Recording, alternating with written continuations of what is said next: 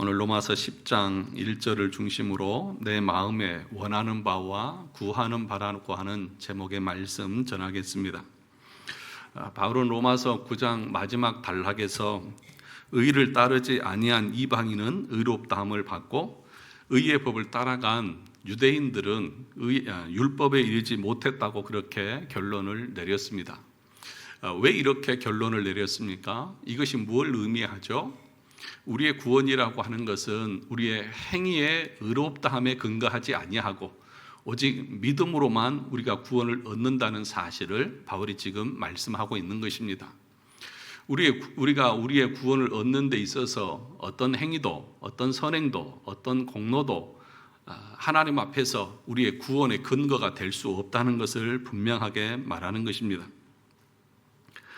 이방인들이 의롭다함을 얻은 것은 그들의 행위 때문이 아니라 그리스도를 믿는 믿음 때문이라고 말하고, 유대인들이 하나님 앞에 의롭다함을 받지 못한 것, 구원을 받지 못한 것은 그들이 그리스도를 붙들고 의지한 것이 아니라 자기의 행위를 의지했기 때문이라고 말하고 있는 것입니다. 유대인들이 알지 못한 사실 하나가 무엇입니까? 우리들은 어느 누구도 율법의 행위를 통해서 하나님 앞에 의롭다함을 받을 수 없다는 것입니다. 유대인들에게 율법을 주신 목적이 무엇입니까? 그 율법을 지켜서 하나님 앞에서 구원을 받고 의롭다함을 받으라고 준 것입니까? 그렇지 않습니다. 우리에게 율법을 주신 것은 어느 인간도 어느 누구도 율법을 다 지켜서 의롭다함을 얻을 수 없다는 것을 깨닫게 하기 위해서 주신 것입니다. 한번 여러분 율법대로 한번 살아보십시오. 말씀대로 한번 철저하게 살아보십시오. 사라지시던가요? 아니요. 살 수가 없습니다. 율법에 하나도 온전하게 지킬 수 없는 것이 우리 인간입니다. 그러므로 율법을 주신 목적은 그 율법을 우리 인간이 다 지킬 수 없고 율법으로는 의롭다함을 얻을 수 없기 때문에 하나님께서 마련하신 구원의 법, 그리스도의 법을 우리에게 알려주시고 그것을 붙들라고 주신 것입니다. 그래서 율법을 지키려고 하면 할수록 우리에게 찾아오는 것은 뭐냐 하면 좌절감입니다. 그래서 율법은 우리가 그리스도의 의를 바라보게 하고 십자가를 붙드는 자리로 우리를 이끌어가는 것이 율법의 역할이라고 말합니다. 로마서 3장 20절 우리 같이 한번 찾아보겠습니다. 로마서 3장 20절입니다.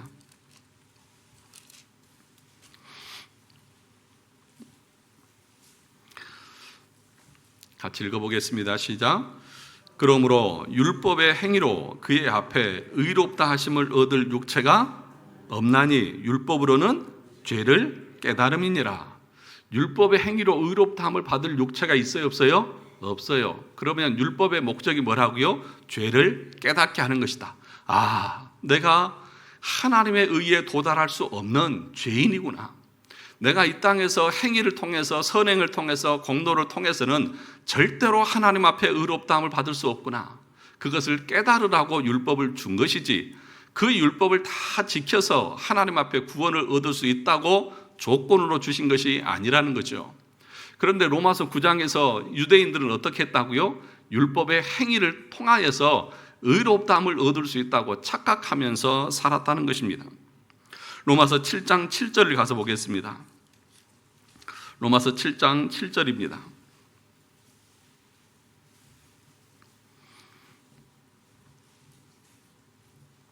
같이 읽어보겠습니다. 7장 7절 시작. 그런즉 우리가 무슨 말을 하리요? 율법이 죄냐? 그럴 수 없느니라.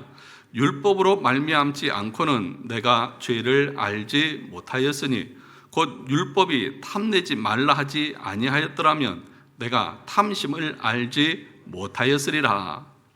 율법을 통해서 바울은 내가 죄를 알게 되어졌다. 그러니까 율법의 목적이 뭐예요?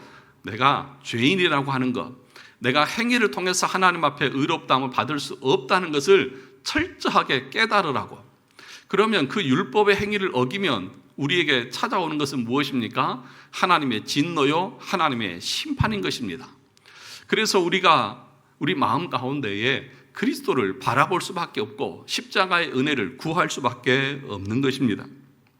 그런데 문제는 뭐냐 하면 우리 인간은 그렇게 쉽게 예수 그리스도를 바라보고 십자가를 붙들지 않는다는 것입니다. 여러분, 우리 인간은요, 지푸라기라도 잡을 것이 있으면 절대로 그리스도를 믿으려고 하지 않습니다. 완전히 아무것도 없는 상태, 파산이다, 나는 끝났다, 이 지경에까지 내려가지 않으면 절대로 그리스도를 붙들지 않습니다. 애통하고 어쩔 수 없는, 나에게 지금 소망이라고 하는 것은 주님밖에 없다고 하는 그 지경에까지 여러분의 영혼이, 여러분의 심정이 파산 상태에 떨어지지 않으면, 완전히 깨어지지 않으면 어느 누구도 그리스도를 붙들려고 하지 않는다는 것입니다. 저는 그래서 가끔씩은 우리의 구원이 의심스럽습니다. 예수 믿는다고 하는 그 믿음이 의심스럽습니다.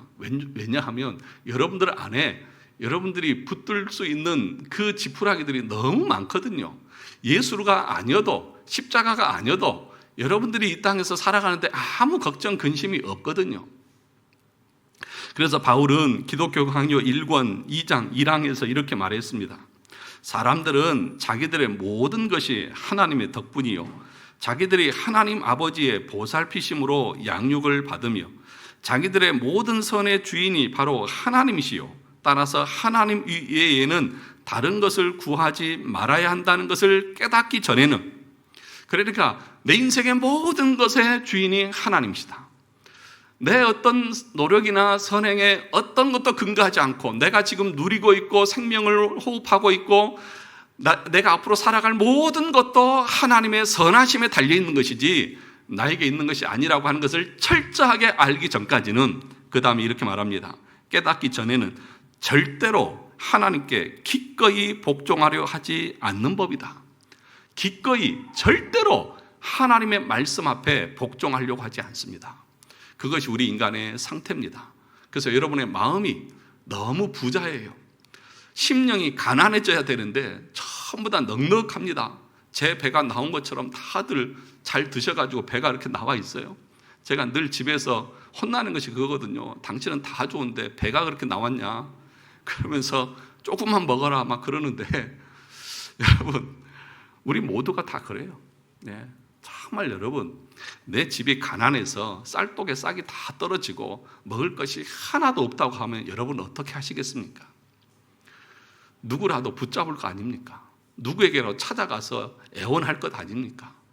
여러분, 우리의 심령이 정말 이 세상에서는 내가 의지할 것이 하나도 없다, 내 영혼이 구원을 얻을 길이 하나도 없다는 것을 철저하게 깨닫기 전까지는 어떤 사람도 기꺼이 하나님의 말씀에 복종하고 그리스도의 의를 붙잡으려고 하는 사람이 없다. 그러면 여러분 착각하지 마세요. 그렇게 여유롭게 넉넉하게 이 정도면 구원받아서 천국 가겠지요. 여러분, 그런 마음 가져서는 절대로 안 됩니다. 그래서 갈라디아서 3장 24절에서는 이렇게 말했습니다. 이같이 율법이 우리를 그리스도께로 인도하는 초등교사가 되어 우리로 하여금 믿음으로 말미암아 의롭다함을 얻게 하려 함이라. 율법이 우리를 어디로 인도한다고요? 그리스도께로요. 율법이 우리를 그리스도께로 인도합니다. 율법은 뭘 말하는 것입니까? 네가 얼마나 나쁜 놈인 줄 아느냐, 네가 얼마나 더러운 놈인 줄 아느냐, 네가 얼마나 비참하고 하나님의 무서운 진노 아래 있는 줄 아느냐라고 하는 그 철저한 말씀을 통해서 내 심령이 깨어지고 부서지고 가난해져야만 우리의 마음이 어디를 향할 수 있다고요? 그리스도께 향할 수 있다.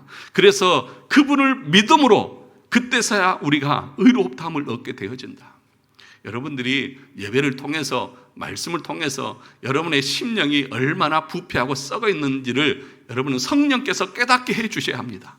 성령께서 나의 비참함을 보게 해 주셔야 합니다. 그래야만 여러분들이 그리스도를 붙잡고, 그래야 여러분들의 영혼이 구원에 나아갈 수 있다는 거예요. 그런데 이 목사가 이 강단에서 여러분을 향해서 율법적으로 여러분이 얼마나 마음에 부패하고 더러운 것을 깨닫지 못하게 하고 여러분들이 잘 먹고 잘 살고 있고 여러분 신앙생활 잘하고 있습니다, 이렇게 얘기하면 여러분의 마음이 가난해질까요? 아니요. 더 의기양양하겠죠. 더 목이 곧은 백성처럼 나는 잘하고 있다고 생각하는데 마지막에는 진노의 심판 아래 있을 수밖에 없다는 거예요. 그래서 여러분, 목사의 설교는 여러분에게 달콤한 어떤 꿀 발라주는 그런 말씀이 아니에요. 히브리서 4장 12절에서 뭐라고 말했습니까? 하나님의 말씀은 살았고 운동력이 있어서 좌우에 어떤 날선 검보다 예리해서 우리의 혼과 영과 관절과 골수로 찔러 쪼개기까지 한다. 무슨 얘기예요? 하나님의 말씀은요, 양날의 검이에요. 우리의 모든 육체를 다 난도질하고 다 해부해서 하나님 앞에 번제로 태워드리는 그런 재물 만들어버려요. 여러분 안에 있는 그 부패한 그 마음과 그 타락한 마음과 육체의 소욕들을 말씀은 다 도려서 드러내서 내가 얼마나 비참하고 처참한 존재인지를 깨닫게 해주는 것이 설교입니다. 그러니 이렇게 율법적으로 하나님의 말씀을 올바로 선포하게 되면 설교가 여러분들이 들을 때는 사나울 수밖에 없어요. 여러분 제 인상을 보세요. 제가 사납게 생겼습니까? 얼마나 인자하고 자비롭고 그런지 몰라요. 그런데 입에서 나오는 말씀은 여러분들이 너무 거북하실 거예요. 제 딸은 저기서도 저 끝에서도 인자하지 그랬더니 아니래요. 하나님의 말씀은 살아있습니다. 그 말씀을 진리로 올바로 선포해야 그 말씀을 통해서 성령께서 우리 안에서 거듭나게 하시는 은혜를 베푸시는 거예요.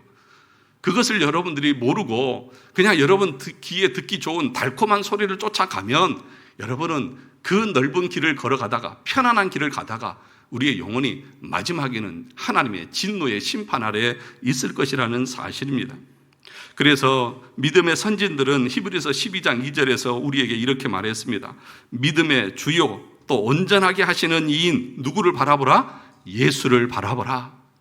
누가 예수를 바라볼 수 있습니까? 믿음으로 철저하게 낮아진 사람. 내 안에는 어떤 의도 없고 어떤 공로도 없고 어떤 선행도 없고 나는 이대로 있다가는 멸망받을 것밖에 없다고 하는 것을 철저하게 깨닫는 사람만 그때서 그리스도를 바라봅니다. 여러분 이스라엘 백성들이 광야에 살 때 불뱀에 물려서 거의 다 죽어갔잖아요. 그때 모세를 통해서 하나님 뭐라고 말씀하셨습니까? 놋뱀을 만들어서 높은 장대에 매달아라. 그리고 그것을 바라보라. 그걸 바라보는 자는 어떻게 될 것이다? 다 살게 될 것이다. 그 놋뱀은 누구를 상징해요? 예수 그리스도를 상징하는 것 아닙니까? 그분을 바라볼 때에만 살 수 있습니다. 그런데 그 당시에도 사람들이 그걸 바라봤어요? 안 바라봐요. 어떻게 저거 바라본다고 구원 얻냐? 어떻게 저거 바라본다고 살 수 있느냐? 하면서 끝까지 보지 않습니다. 그것이 우리 인간의 완악한 모습인 것입니다. 우리의 의는 하나도 없습니다. 우리의 공로도 없습니다. 우리의 선행도 없습니다. 하나님 앞에서 내가 나의 의를 주장할 것이 하나도 없다는 것을 인정하는 사람만이 그리스도를 바라보고 십자가를 의지하며 나가는 것입니다. 우리가 우리 자신의 의는 전혀 없고 우리 자신은 오직 죄인일 뿐임을 인정하지 않는다면 우리는 구원에 이를 수 없습니다. 그것은 오히려 하나님의 의를 무효로 만드는 반역적인 행위이고 하나님의 구원의 방식을 거절하는 행위이기 때문에 그렇습니다. 하나님께서 우리를 구원하시는데 구원의 방법까지 방식까지 다 정하셨어요. 그 뭐예요? 예수 그리스도를 이 땅에 보내셔서 십자가에서 죽으심으로 우리의 죄책, 그 죄책은 뭐예요? 원죄를 통해서 우리가 가지고 있는 그 죄책을 대신 하나님께서 갚게 하셨어요. 그리고 율법 아래 나게 하셔서 행위 언약을 통해서 우리에게 요구하시는 율법을 다 지킴으로 의롭다함을 받는 그것을 예수 그리스도를 통해서 다 이루게 하셨어요. 그리고 그 죄책과 의를 다 이루게 하시고 부활하셔서 그것을 우리에게 전가해 주셨습니다.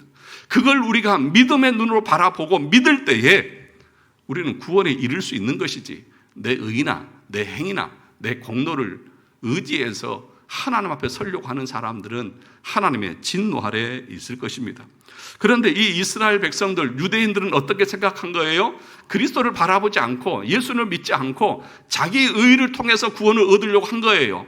그러니까 바울이 뭐라고 말하는 것입니까? 너희는 의에 이르지 못할 것이다.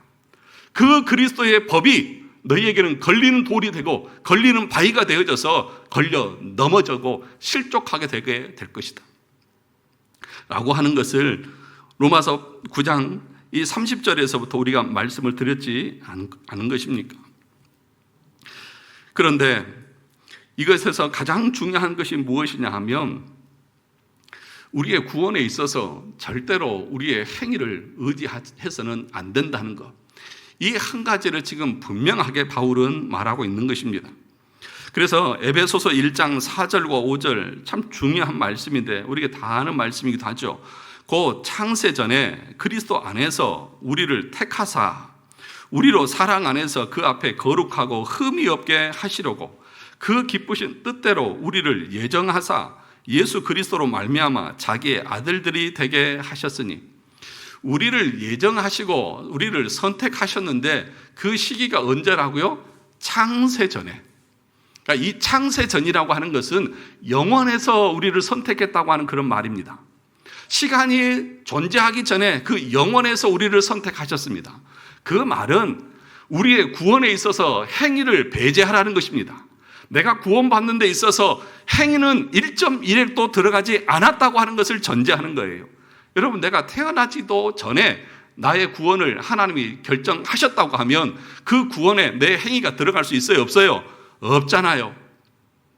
그런데 어떻게 너희가 행위를 통해서 하나님 앞에 구원을 얻는다고 말할 수 있느냐? 그것은 하나님의 그 약속의 말씀을 부정하는 것과 다르지 않다라고 하는 것을 바울이 지금 강조하고 있는 것입니다.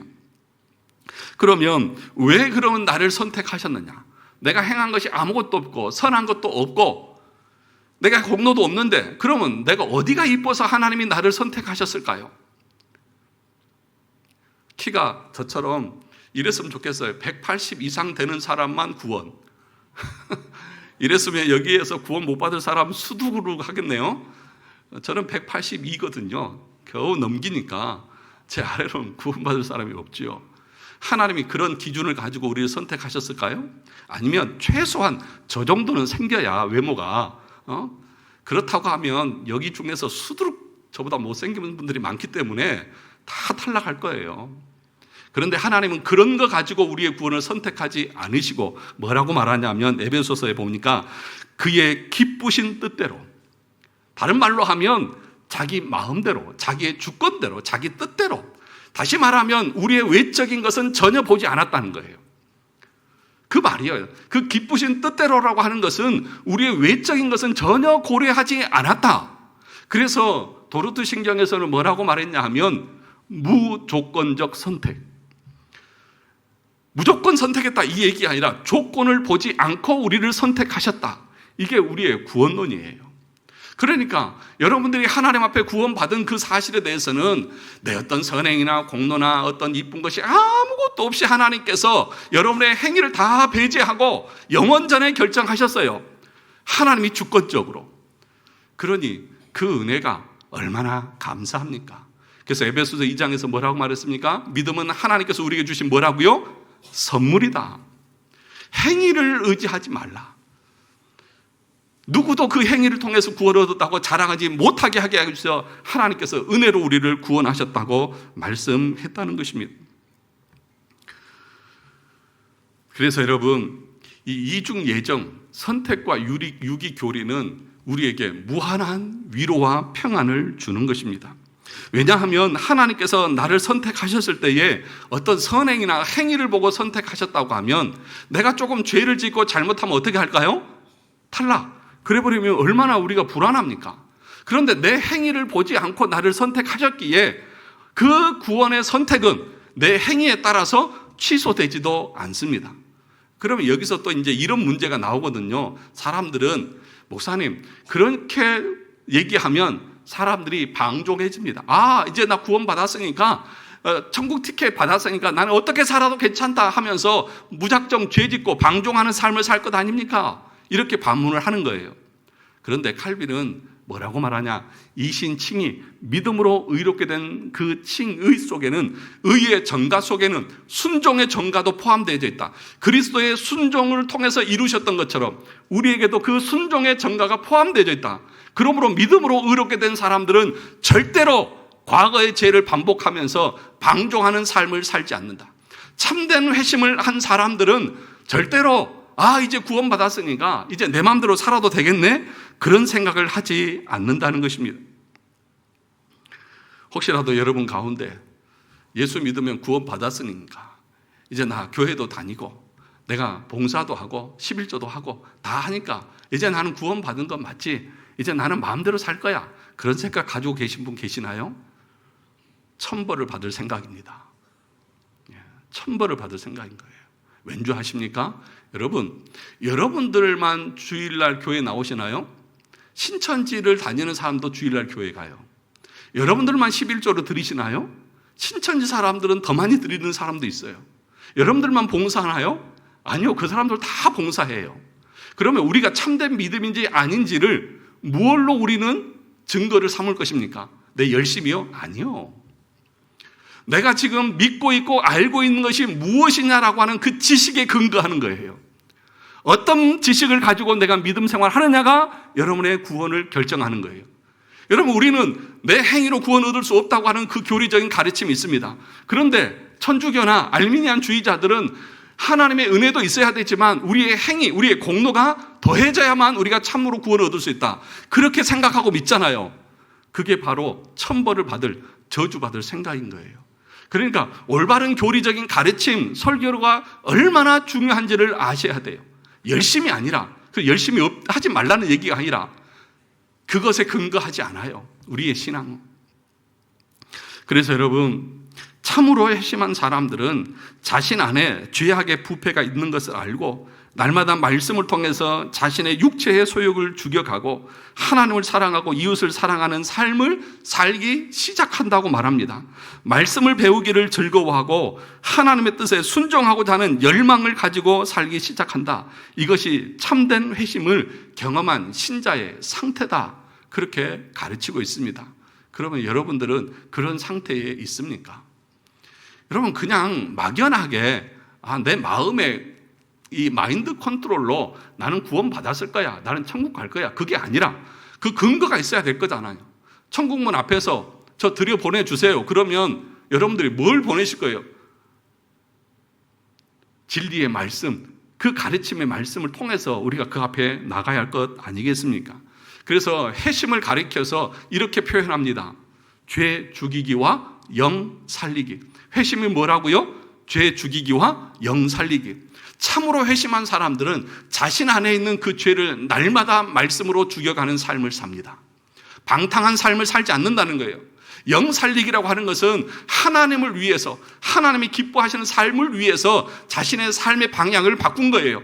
세상에 기뻐하는 것, 즐거워하는 것, 육체의 쾌락을 쫓던 삶에서 이제는 하나님의 영광, 하나님이 기뻐하시는 삶의 모습으로 내 생각과 목적과 방향이 완전히 바뀐 것입니다.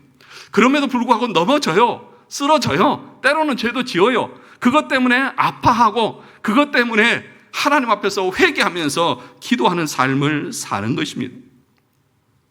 그래서 여러분, 참으로 회심한 사람들은 그 견인하는 삶, 그 견인의 삶을 억지로 살지 않습니다.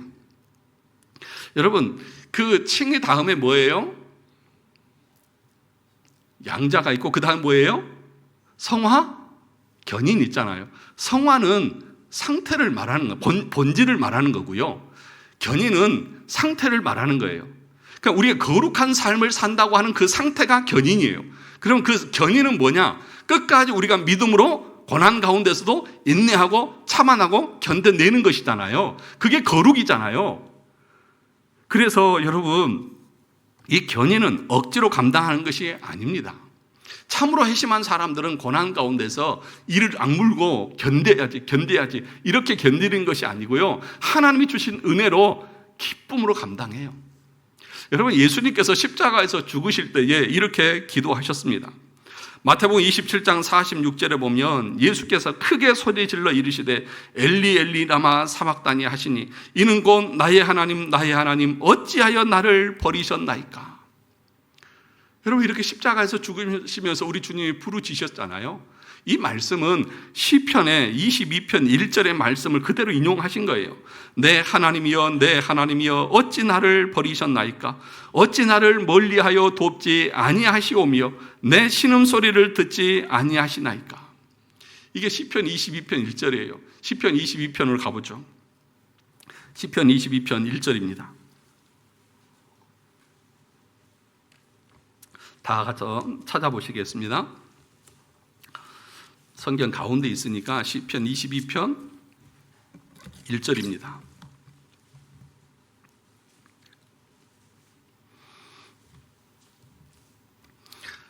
거기 제목을 보십시오.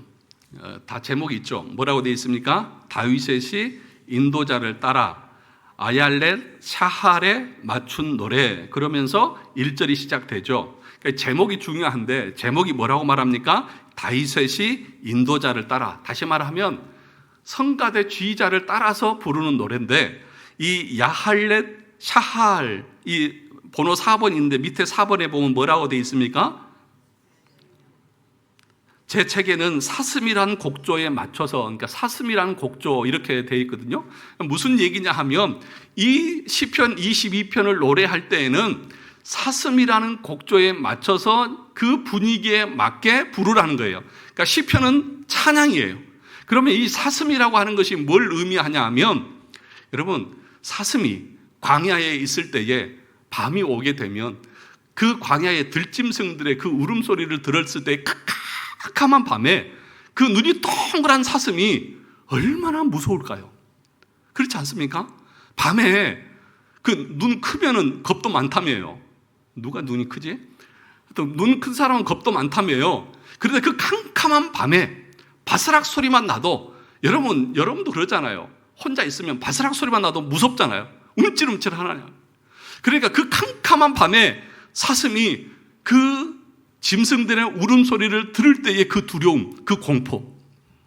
어찌 보면 예수님께서 십자가에서 죽으실 때에 그 죄에 대한 공포, 그 죄로 인해서 하나님께서 내리실 그 진노, 그 비참함, 그것이 그렇게 고통스러운 것임을 표현하고 있습니다.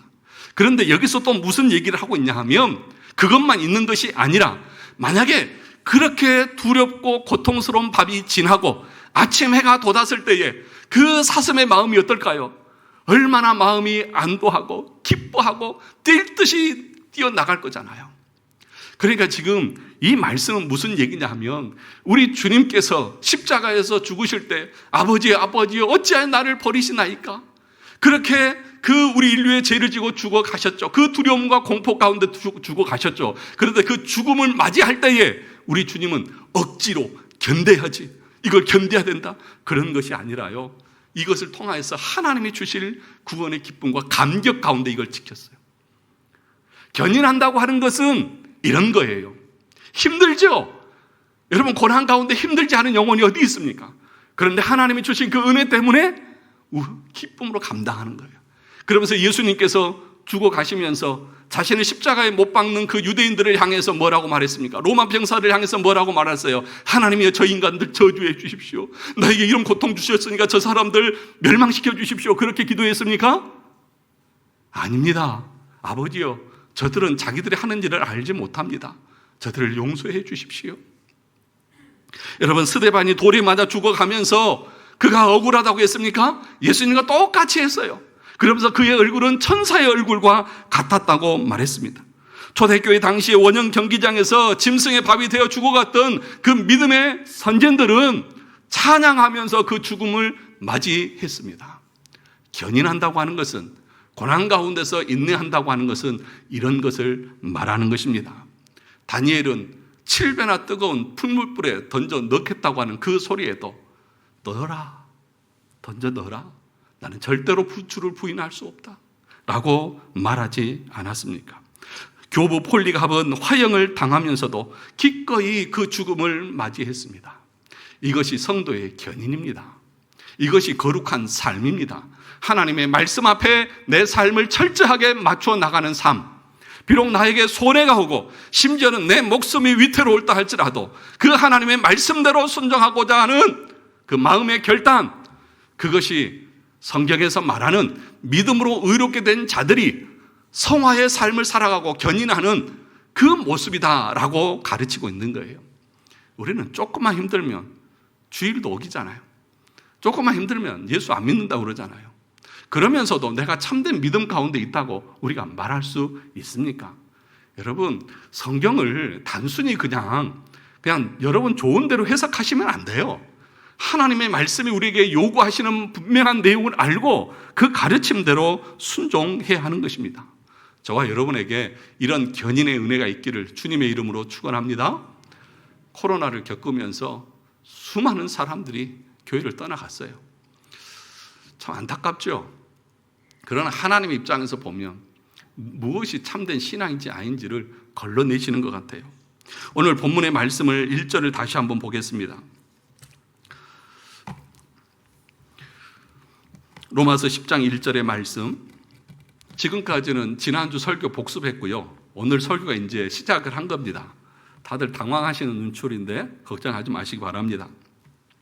로마서 10장 1절에서 뭐라고 말합니까? 바울은 형제들아 내 마음에 원하는 바와 하나님께 구하는 바는 누구를 위함이니? 이스라엘을 위함이니 곧 그들로 구원을 받게 함이라. 바울에게 있어서 가장 최우선되는 소원은 뭐냐? 이스라엘 백성들이 구원을 받는 것입니다. 그런데 10장에서만 그런 것이 아니라 9장을 시작하면서도 그랬어요. 9장 3절을 보시죠. 9장 1절에서부터 3절을 보시면 내가 그리스도 안에서 참말을 하고 거짓말을 아니하노라. 나에게 큰 근심이 있는 것과 마음에 그치지 않는 고통이 있는 것을 내 양심이 성령 안에서 나와 더불어 증언하노니. 뭘 증언한다는 거예요? 나의 형제 곧 고륙의 친척을 위하여 내 자신이 저주를 받아서 그리스도에게서 끊어질지라도 원하는 바로다. 뭘 원한다는 것입니까? 이스라엘 백성들의 구원을 원한다는 것입니다. 뭘 받을지라도요, 저주를 받아서 그리스도에게서 끊어질지라도.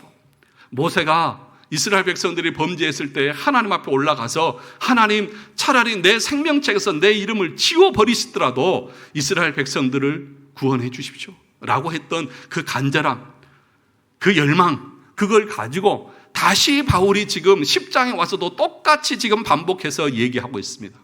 그런데 여기서 이상한 것이 있습니다. 뭐냐 하면 앞에 지금 9장 30절에서 바울이 뭐라고 말했습니까? 이스라엘 백성들이 구원을 받았다고요? 못 받았다고요? 의에 이르렀다고요? 이르지 못했다고요? 이르지 못했다고요. 앞에서 분명히 9장 전체에 대해서 말하고 있는 것이 뭐예요? 선택과 유기요. 선택받은 사람들만 하나님께서 구원받아요. 그런데 지금 바울은 뭐라고 말하느냐? 앞에 하던 9장에서 한 얘기는 다 잊어버린 사람처럼 나는 너희들이 구원받기를 원한다. 내가 간절한 소원이 있다고 하면, 내가 정말 하나님 앞에서 쉬지 않고 기도하는 것이 있다고 하면 내 고륙 친척, 내 동족이 하나님 앞에서 구원받기를 원한다는 것입니다. 그러니까 여러분, 선택과 유기를 말한 바울의 입장에서 생각해 보면 그렇게 말하면 안 되죠. 여러분이 선택받은지 안 받은지 딱 구분해가지고 너만 구원 이렇게 해야 되죠. 그런데 전체를 향해서 여러분들이 구원받기를 원합니다. 그렇게 말하고 있다는 거예요. 그러니까 여러분들이 이 성경을 공부하면서 여러분들 머릿속에서 지워버려야 될 것이 있는데 그거 뭐냐 하면 누가 선택받았을까? 누가 유기되었을까? 그런 생각은 할 필요가 있어요? 없어요? 없어요. 그 선택과 유기는 누구만 아시는 거예요? 하나님만 아시는 거예요. 하나님의 관점에서만 아시는 거예요. 우리 인간은 알아요? 몰라요? 몰라요. 그러니까 지금 바울의 관점은 뭐라고 말하는 거예요? 앞에서 그렇게 선택과 유기를 말해놓고도 또 10장에 와가지고는 이스라엘 백성 전체를 향해서 너희들이 구원받기를 원한다고 말하는 거예요. 그러니까 여러분 주변에 있는 모든 사람들을 향해서 쉬지 않고 해야 될 일이 뭐냐? 복음을 전하는 것이라는 것입니다. 어떤 사람들은 말합니다.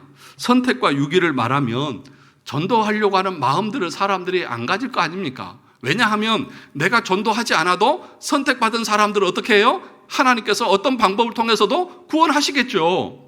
또 반대로 내가 아무리 전도해도 그 사람이 선택받지 못하고 유기된 존재라고 하면 내가 아무리 애써도 그 사람이 믿어요? 안 믿어요? 안 믿을 거 아닙니까? 그러니까 우리가 전도할 이유가 어디 있습니까?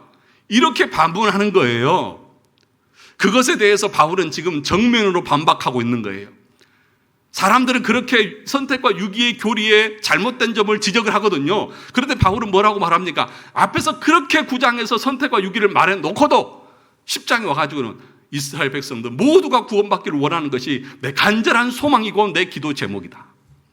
그러니까 여러분, 선택과 유기를 핑계로 여러분의 전도하지 않고 무감각하고 냉랭한 여러분의 마음을 합리화해서는 안 돼요.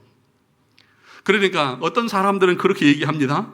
우리의 자녀들이 교회 나오지 않고 예수 믿지 않을 때에 이렇게 말하는 거예요. 하나님이 택한 자녀면 언젠가는 하나님께서 구원하시겠죠. 여러분, 참 믿음의 말 같죠? 그것처럼 불신앙적이고 비성경적인 말은 없습니다. 하나님께서는요, 선택하시기도 하시고 선택하시는, 구원하시는 방법까지 다 정해서 행하시는 거예요. 고린도전서 1장을 가서 보겠습니다.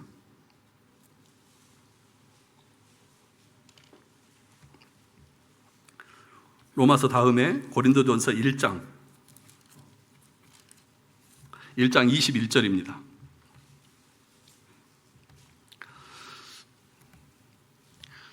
다 찾아서 같이 읽어보겠습니다. 고린도전서 1장 21절입니다. 시작. 하나님의 지혜에 있어서는 이 세상이 자기 지혜로 하나님을 알지 못하므로 하나님께서 전도에 미련한 것으로 믿는 자들을 구원하시기를 뭐 하셨다? 기뻐하셨다. 무슨 얘기입니까?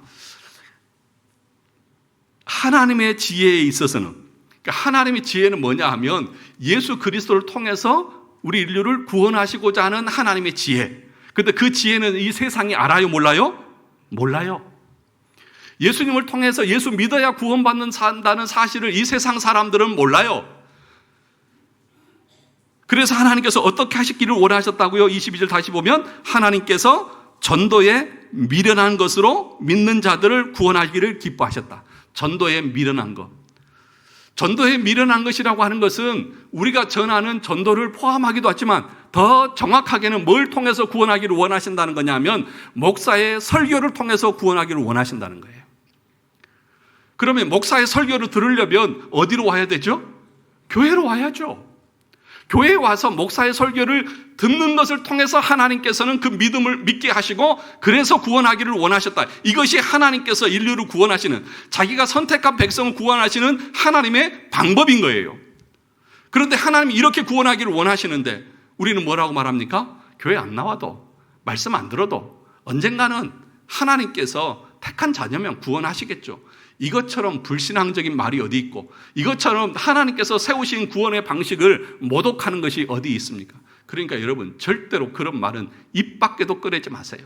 여러분의 자녀든지 가족 어느 누구든지 이웃 누구든지 하나님의 교회에 나와서 복음의 말씀을 듣지 않으면 성령의 거듭나게 하시는 역사는 없습니다. 왜 아멘 안 하세요? 다른 방법 있으시다는 건가요? 다시 가보겠습니다. 로마서로 다시 가시죠. 로마서 10장 14절 15절 같이 보겠습니다.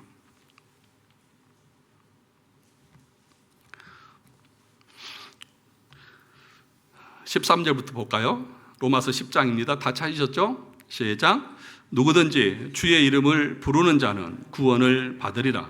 그런즉 그들이 믿지 아니하는 일을 어찌 부르리요? 듣지도 못한 일을 어찌 믿으리요? 전파하는 자가 없이 어찌 들으리요?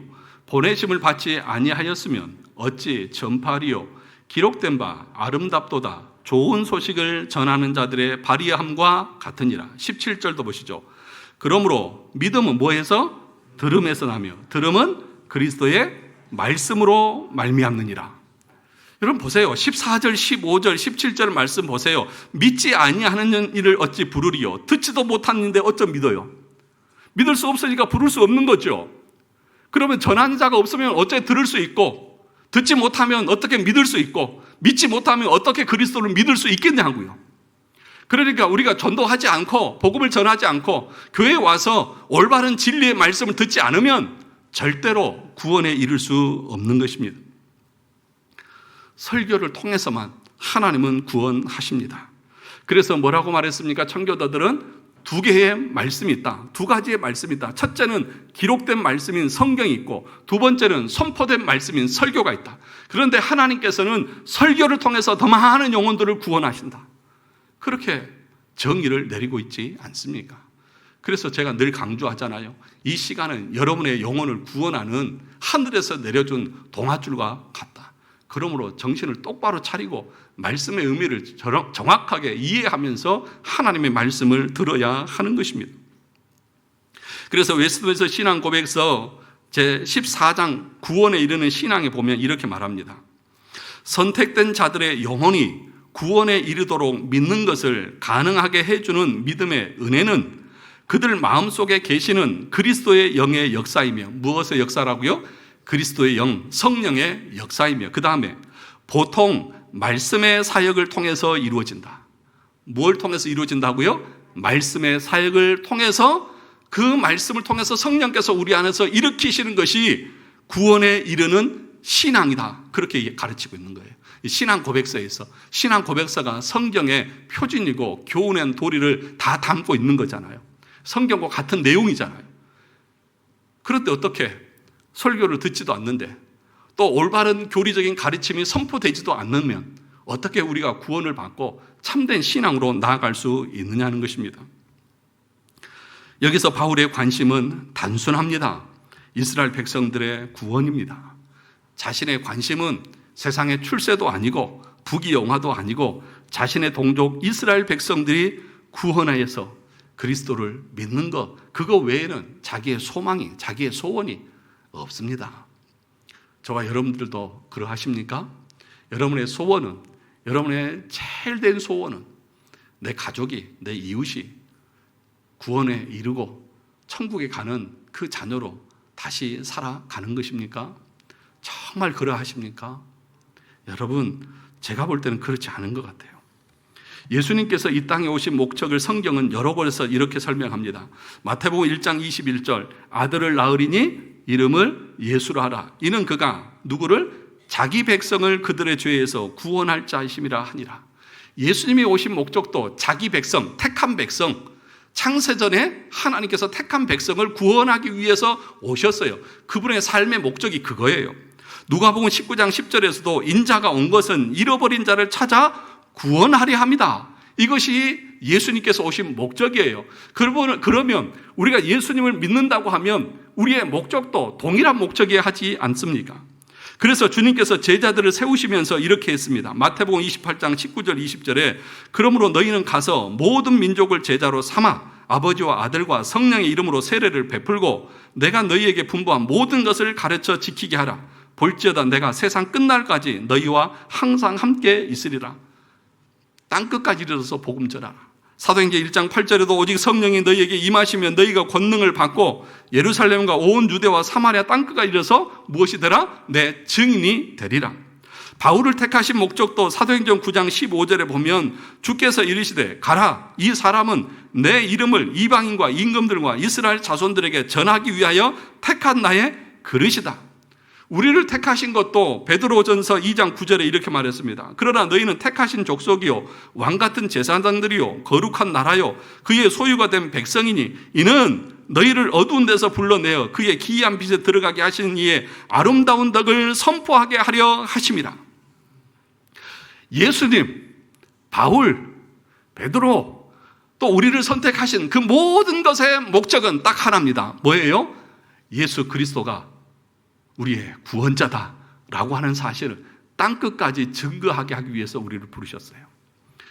그러면 예수님이 오신 목적이 그러하고 우리를 구원하신 목적이 그러하고 바울을 택하신 목적도 그러하다고 하면 우리의 삶의 목적이 이 세상의 부귀영화에 있고 이 세상에서 출세하는 것에 있다고 하면 얼마나 성경과는 정반대로 나가는 것입니까?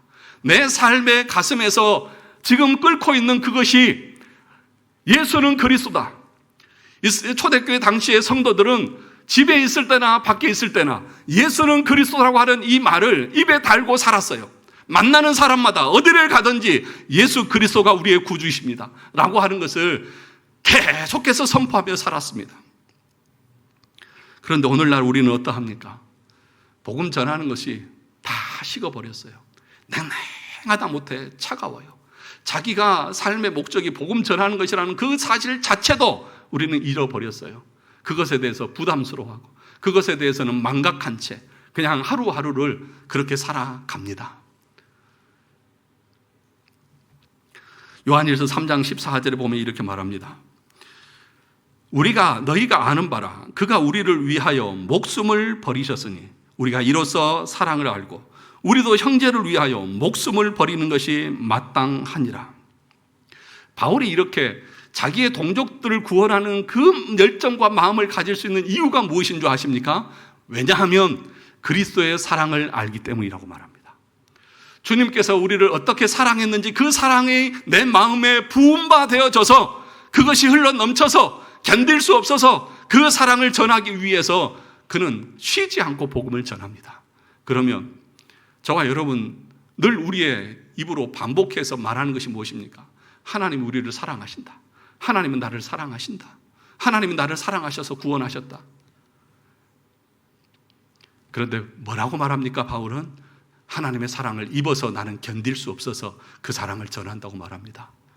여러분들이 그 사랑을 전하지 않으면서 주님이 나를 사랑하셨다고 우리의 입으로 말하는 것이 얼마나 이율배반적이고 얼마나 가식적인 모습입니까? 로마서 5장 8절에 보면 우리가 아직 죄인 되었을 때에 그리스도께서 우리를 위하여 죽으심으로 하나님께서 우리에게 대한 자기의 사랑을 확증하셨다. 하나님께서는 말로만 우리를 사랑한다고 하신 것이 아니라 자신을 십자가에 주심으로 우리를 향한 사랑의 증표를 보여주셨어요. 그러면 여러분들이 하나님의 사랑을 받았고 내가 하나님을 사랑한다고 하는 그 증표가 뭐냐? 다른 것이 아니라 그 그리스도의 복음을, 하나님의 우리를 구원하시고자 하는, 인류를 구원하시고자 하는 그 하나님의 계획을 우리도 전하는 것입니다. 그거 외에 다른 것이 없는 것입니다. 여러분, 예레미야 20장 9절에 보면 예레미야가 이런 말을 합니다. 내가 다시는 여호와를 선포하지 아니하며 그의 이름을 말하지 아니하리라 하면 나의 마음이 불붙는 것 같아서 골수에 사무치니 답답하여 견딜 수 없나이다. 예레미야 시대에 이스라엘 백성들은 이제 바벨론의 포로로 잡혀가기 전입니다. 그래서 하나님 말씀 듣지 않아요. 그래서 예레미야가 하나님의 말씀을 선포할 때에 이 사람들은 비웃고 조롱했어요. 들으려고도 하지 않습니다. 그러니까 예레미야, 하나님 저 더 이상 못하겠습니다. 이제 안 할랍니다. 나 하나님 말씀 다시는 대언하지 않으랍니다. 그럴 때마다 이 예레미야 마음에는 뭐가 있다고요? 마음에 불 붙는 것 같아서 골수에 사무쳐서 답답해서 견딜 수 없다고요. 7절에서는 이렇게 말합니다. 여호와여 주께서 나를 권유하심으로 내가 그 권유를 받아싸우며 주께서 나보다 강하사 이기셨으므로 내가 조롱거리가 되니 사람마다 종일토록 나를 조롱하나이다. 복음 전하는 예레미야를 조롱해요. 비방해요. 8절과 9절이 이렇게 말합니다. 내가 말할 때마다 외치며 파멸과 멸망을 선포함으로 예레미야가 뭘 전파하는 거예요? 파멸과 멸망. 너희들 그렇게 살면 망한다는 것을 선포합니다. 그럴 때마다 뭐라고 말하느냐? 여호와의 말씀으로 말미암아 내가 종일토록 치욕과 모욕거리가 됨이니이다. 나는 무리의 비방과 사방이 두려워함을 들었나이다. 그들이 이르기를 고소하라 우리도 고소하리라 하오며 내 친한 벗도 다 내가 실족하기를 기다리며 그가 혹시 유혹을 받게 되면 우리가 그를 이기어 우리 원수를 갚자 하나이다. 이렇게 하나님의 말씀을 전하는 예레미야를 향해서 조롱, 모욕, 치욕, 심지어는 가족까지 친구까지 네가 한번 실수만 해봐라. 너는 고소해버릴 것이다 라고 하면서 호시탐탐 노리니까 예레미야가 하나님 나 더 이상 못하겠습니다. 나 그만하랍니다. 그럴 때마다 내 마음에 그 안에 있는 성령께서 계속해서 권유하는 거예요. 계속해서 강권하는 거예요. 예레미야야 그래도 말씀 전해야지, 해야지. 안 하면 되니? 그러니까 답답해서 견딜 수 없는 골수에 사무치는 거예요. 뼈가 녹는 것 같은 거예요. 안 하자니 답답해 죽을 것 같고 하자니 사람들이 나를 잡아먹으려고 그러고 조롱하고 비방하고. 여러분 이것이 복음 전하는 성도의 삶의 모습입니다. 우리는 이거 당하기 싫으니까 사람들이 예수 믿어야 구원받는다고 그러면 너 그런 소리 하려면 나한테 오지도 마 하니까 너나 잘 믿어 그러니까 그 모욕 당하기 싫으니까 우리는 그냥 입 꾹 다물어버립니다. 사랑하는 성도 여러분, 입을 여시기를 주의 이름으로 축원합니다. 내가 모욕을 당하고 수치를 당하고 조롱을 당하고 내 가족도 나를 욕하고 내 친한 벗이 나를 떠나가더라도 이것이 하나님의 사랑이고 이것이 하나님의 참된 진리라고 하면, 나를 구원하신 목적이 이것이라고 하면, 여러분 이것을 멈출 수가 없습니다. 여러분 식어진 마음을 다시 깨우십시오. 성령께서 내 마음에 이 구령의 열정을 부어달라고 기도하십시오.